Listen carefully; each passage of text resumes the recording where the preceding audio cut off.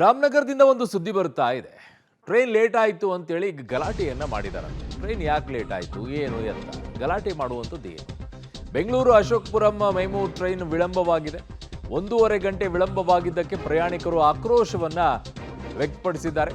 Bengaluru Ashokapuram MEMU train ವಿಳಂಬವಾಗಿದ್ದಕ್ಕೆ 1.5 ಗಂಟೆ ವಿಳಂಬವಾಯಿತು ಅಂತೇಳಿ ಪ್ರಯಾಣಿಕರು ಆಕ್ರೋಶವನ್ನ ವ್ಯಕ್ತಪಡಿಸಿದ್ದಾರೆ. ಬಿಡದಿ ರೈಲ್ವೆ ನಿಲ್ದಾಣದಲ್ಲಿ ಪ್ರಯಾಣಿಕರೆಲ್ಲ ಪ್ರತಿಭಟನೆಯನ್ನ ನಡೆಸಿದ್ದಾರೆ.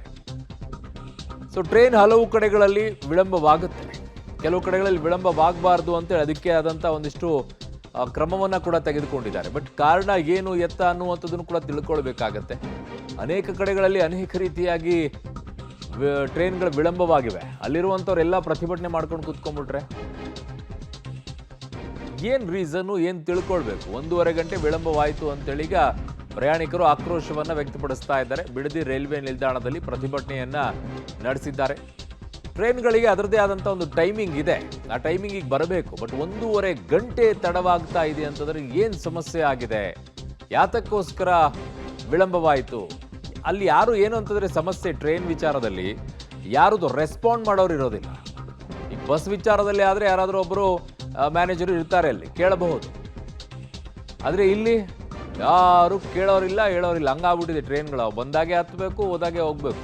ಕೇಳೋರಿಲ್ಲ, ಹೇಳೋರಿಲ್ಲ. ಅವರಿಗೆ ರೆಸ್ಪಾಂಡ್ ಮಾಡೋಕ್ಕಾದ್ರೂ ಸ್ಟೇಷನಲ್ಲಿ ಯಾರಾದರೂ ಇರಬೇಕಲ್ಲ. ಟಿಕೆಟ್ ಕೊಡೋನು ಒಬ್ಬನ ಕೂರಿಸಿರ್ತಾರೆ, ಮುಗಿದೋಯ್ತು. ಇನ್ಯಾರಿಗೂ ರೆಸ್ಪಾಂಡ್ ಮಾಡೋರೇ ಇರೋದಿಲ್ಲ.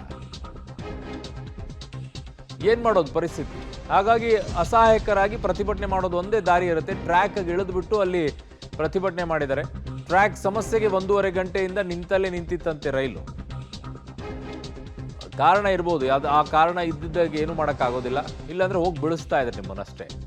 ಟ್ರ್ಯಾಕ್ ಸಮಸ್ಯೆ ಇತ್ತಂತೆ, ಏನೋ ಪ್ರಾಬ್ಲಮ್ ಆಗಿದೆ ಅಂತಿದ್ದಾರೆ. ಸೊ ಆ ನಿಟ್ಟಿನಲ್ಲಿ ವಿಳಂಬವಾಗಿದ್ದಕ್ಕೆ ಪ್ರತಿಭಟನೆಯನ್ನ ಮಾಡಿದ್ದಾರೆ. ಸೊ ಟ್ರ್ಯಾಕಿಗೆ ಇಳಿದು ರೈಲ್ವೆ ಅಧಿಕಾರಿಗಳ ವಿರುದ್ಧ ಆಕ್ರೋಶವನ್ನು ವ್ಯಕ್ತಪಡಿಸಿದ್ದಾರೆ. ಏನು ಆಕ್ರೋಶ ವ್ಯಕ್ತಪಡಿಸಿ ಏನಾಗುತ್ತೆ ಅದರಿಂದ? ಏನಾಗೋದೇನದ್ರಿಂದ? ಹೌದಪ್ಪ, ನೀವು ಪ್ರತಿಭಟನೆ ಮಾಡಿದ ತಕ್ಷಣ ಏನೋ ಆಯಿತು, ಏನೂ ಆಗಲ್ಲ. ಪೊಲೀಸರು ಈಗ ನಮಗೆ ಈಗ ಬಂದಿದೆ ಮಾಹಿತಿ.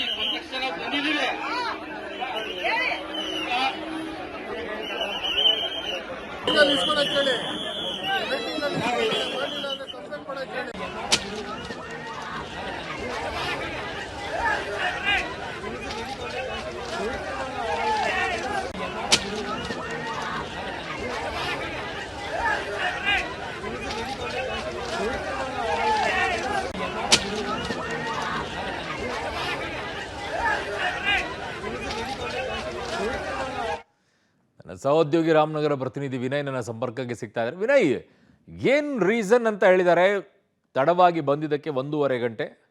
ಅರುಣ್, ಏನು ಬೆಂಗಳೂರು ಅಶೋಕಪುರಂ ಮೆಮು ಟ್ರೈನು 1.5 ಗಂಟೆ ತಡವಾಗಿ ಬಂದಿದ್ದಕ್ಕೆ ಪ್ರಯಾಣಿಕರು ಆಕ್ರೋಶವನ್ನ ವ್ಯಕ್ತಪಡಿಸಿರುವಂತದ್ದು. ಬಿಡದಿ ರೈಲ್ವೆ ನಿಲ್ದಾಣದಲ್ಲಿ ಸಾಕಷ್ಟು ಸಂಖ್ಯೆಯಲ್ಲಿ ಪ್ರಯಾಣಿಕರು ರೈಲ್ವೆ ಟ್ರ್ಯಾಕ್ ಕೇಳಿದ್ದು ಆಕ್ರೋಶವನ್ನ ವ್ಯಕ್ತಪಡಿಸಿದ್ದಾರೆ. ರೈಲ್ವೆ ಅಧಿಕಾರಿಗಳ ನಿರ್ಲಕ್ಷ್ಯದ ವಿರುದ್ಧ ಕಿಡಿಕಾರಿರುವಂತದ್ದು. ಅಂದ್ರೆ ಏನು ಟ್ರ್ಯಾಕ್ ಸಮಸ್ಯೆಯಿಂದಾಗಿ ಹೆಜ್ಜಾಲದ ಸಮೀಪ ಸುಮಾರು 1.5 ಗಂಟೆಗಳ ಕಾಲ ಟ್ರೈನ್ ನಿಂತಿತ್ತು. ಅದಾದ ಬಳಿಕ ಬಿಡದಿ ರೈಲ್ವೆ ನಿಲ್ದಾಣಕ್ಕೆ ಬಂದಂತಹ ಆ ಒಂದು ಮೆಮು ಟ್ರೈನ್ ಏನಿದೆ ಅಲ್ಲೂ ಕೂಡ ಸುಮಾರು 1 ಗಂಟೆಗಳ ಕಾಲ ನಿಂತಿದೆ. ಇದರಿಂದಾಗಿ ರೊಚ್ಚಿಗೆದ್ದಂತ ಪ್ರಯಾಣಿಕರು ಕೂಡಲೇ ಈ ಒಂದು ಟ್ರೈನ್ ಅನ್ನ ಚಾಲೂ ಮಾಡಬೇಕು, ಸಮಸ್ಯೆಯನ್ನ ಬಗೆಹರಿಸಿ ಅನ್ನೋ ಒಂದು ಒತ್ತಾಯವನ್ನ ಮಾಡಿದ್ರು. ಈ ವೇಳೆ ಏನು ರೈಲ್ವೆ ಅಧಿಕಾರಿಗಳ ಜೊತೆಗೂ ಕೂಡ ಪ್ರಯಾಣಿಕರು ವಾಗ್ವಾದವನ್ನ ನಡೆಸಿದ್ರು. ರೈಲ್ವೆ ಟ್ರ್ಯಾಕ್ ನಲ್ಲೇ ಕೂತು ಸಾಕಷ್ಟು ಆಕ್ರೋಶವನ್ನು ವ್ಯಕ್ತಪಡಿಸಿದ್ರು. ಕೂಡಲೇ ಬಿಡದಿ ಪೊಲೀಸರು ಸ್ಥಳಕ್ಕೆ ಹೋಗಿ ಅವರೆಲ್ಲರನ್ನೂ ಕೂಡ ಟ್ರ್ಯಾಕ್ ನಿಂದ ಮೇಲೆ ಕಳಿಸುವಂತ ಕೆಲಸವನ್ನ ಮಾಡಿದ್ರು. ರೈಲ್ವೆ ಅಧಿಕಾರಿಗಳು ಇನ್ನ ಅರ್ಧ ಗಂಟೆಯಲ್ಲಿ ಸಮಸ್ಯೆಯನ್ನ ಬಗೆಹರಿಸ್ತೇವೆ, ಟ್ರೈನ್ ಅನ್ನ ಚಾಲೂ ಮಾಡ್ತೇವೆ ಅನ್ನೋ ಮಾತನ್ನ ಹೇಳ್ತಾ ಇದ್ರು. ಕೂಡ ಪ್ರಯಾಣಿಕರ ಆಕ್ರೋಶ ಹೆಚ್ಚಾಗಿತ್ತು.